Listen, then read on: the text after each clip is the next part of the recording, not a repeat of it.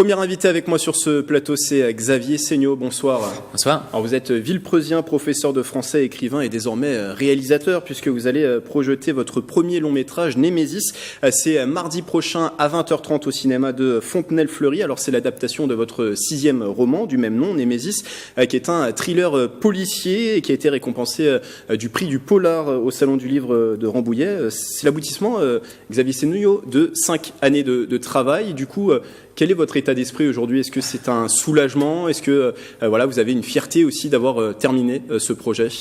Oui, c'est ça, c'est les deux. Soulagement, parce que c'est vrai que 5 ans de travail sur un projet qui entraîne des centaines de personnes, il y a plein de fois je me suis dit que peut-être qu'on le finira jamais, parce que il peut nous arriver tellement de galères, de choses, l'acteur qui part en cours de route ou autre problème. Donc c'est vrai qu'il y a un immense soulagement quand même de l'avoir fini.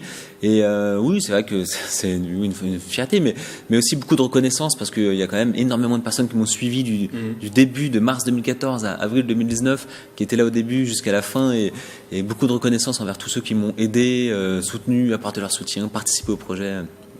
Voilà. Et on l'imagine, une certaine excitation avec la projection mardi prochain. On va se faire une idée tout de suite en visionnant un extrait de la bande-annonce.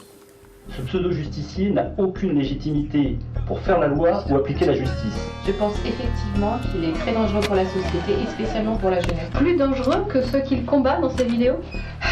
Oui, la population a peur et on la comprend. La légitimité pour appliquer la loi de commerce dévalidé et débarrasser la société de ses problèmes. Ce même hors-la-loi. Et ce délinquant est un véritable problème. L'éradiquer aussi. Donc la projection ce mardi 11 juin au cinéma de Fontenay-le-Fleury. Alors on suit au travers de ce film Jacques, qui est un jeune homme qui se réveille à l'hôpital après un grave accident de moto, et il a une amnésie partielle. C'est ça ? Tout à fait. Et il va dès son réveil être inculpé de quelque chose. On ne sait pas au début, mais il sait qu'il y a la police qui est derrière lui, et peu à peu en fait les souvenirs vont revenir, et il va faire en fait un jeu d'échecs mental entre lui et l'inspecteur, qui l'inspecteur a forcément un coup d'avance sur lui, puisqu'il a fait une enquête pendant des années, alors que Jack lui a perdu la mémoire. Donc on va suivre les aventures de Jack. Alors c'est adapté, je le disais, de votre 6e roman. Faire du cinéma, est-ce que c'est une idée qui vous trottait dans la tête depuis longtemps ?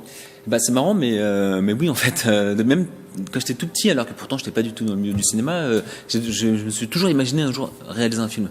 Après, moi, je suis à la base, je suis romancier, ça fait 17 ans que je publie des romans, et puis à côté, j'ai la passion de la photographie. Puis naturellement, j'ai lié ces deux passions, et ça a donné la réalisation d'un long métrage, quoi. Et pourquoi le faire sur ce roman ? Pourquoi avoir sauté le pas sur Némésis, pas sur un autre roman ? Ça se prêtait peut-être à l'adaptation au cinéma ?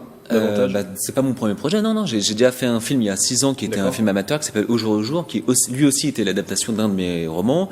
J'ai fait plusieurs courts-métrages avant, plusieurs web-séries, et donc celui-là, je sais pas, quand j'ai conçu l'histoire avant de l'écrire, je trouvais que c'était très cinématographique, donc j'ai fait les deux en fait, le roman et le film. Alors 5 ans de travail sur ce projet, écrire un roman et écrire un film, on imagine c'est pas la même chose. Quelles sont les différences notables ? C'est vrai que c'est pas du tout la même chose, quoi. Autant un roman, l'histoire, elle est dans notre tête, le plan on se fait dans la tête, toutes les idées, l'atmosphère, c'est dans notre coin. Et c'est vrai qu'écrire un script, on était 3 pour écrire le script. On a pris le roman, et puis après à partir du roman on a écrit le script. Et c'est vrai que c'est très compliqué, parce que en fait il y a tellement de choses auxquelles il faut penser quand on écrit. Il va falloir penser à la mise en scène, à comment on enchaîne, est-ce que ça va être long, pas assez long, le dialogue, enfin. C'est pas du tout, c'est étonnant, mais c'est la première fois que je fais vraiment ça en détail, un script aussi long. On a mis une belle année pour l'écrire. D'ailleurs, je crois que vous vous êtes arrêté dans l'écriture du roman pour vous consacrer à l'écriture du script. C'est ça, parce que c'était trop compliqué de faire les deux en même temps. Je me perdais. Et dans le film, forcément, on a fait des concessions. Il faut choisir qu'est-ce qui est important, qu'est-ce qui l'est moins, qu'est-ce qui va être trop long à exploiter. Donc il faut remodeler le scénario du roman pour en faire le script du film. Et faire les deux en même temps, c'était trop compliqué. Je me perdais vraiment. Des fois, ça se passe avant, mais non, ça c'est dans le film que ça se passe avant, mais dans le roman ça se passe après. Et puis je me perdais trop. Donc j'ai arrêté d'écrire le roman pour finir le script du film. Et j'ai repris du coup le roman. Alors vous étiez 3, vous l'avez dit, sur l'écriture du script. Vous êtes entouré de beaucoup de personnes pour mener ce projet. Eh bien, on parlait du script ou de le film Du film en entier. Du coup, le script c'était 3 personnes, mais pour le film en entier. Et bien en fait, quand j'ai fait le générique, j'ai réalisé le nombre de personnes en fait qui ont participé au film. C'est vraiment là que j'ai réalisé, quand j'ai écrit le générique, les noms qui défilaient. Et là, le générique il fait plus de 5 minutes, et Et je me dis, ah ouais, d'accord, en fait, il y a eu le nombre de personnes, que ce soit des gens qui ont juste aidé financièrement, par exemple, le projet, ou des gens qui se sont investis énormément. Je pourrais même pas vous dire, il y a vraiment énormément de personnes. Donc maintenant il est terminé, c'est quoi les prochaines étapes? C'est de le vendre, de le distribuer Tout à peut-être? fait. Là, la première, donc, elle va être au cinéma de Fontenay. J'ai voulu Fontenay parce qu'ils m'ont beaucoup aidé. On a fait beaucoup de films là-bas.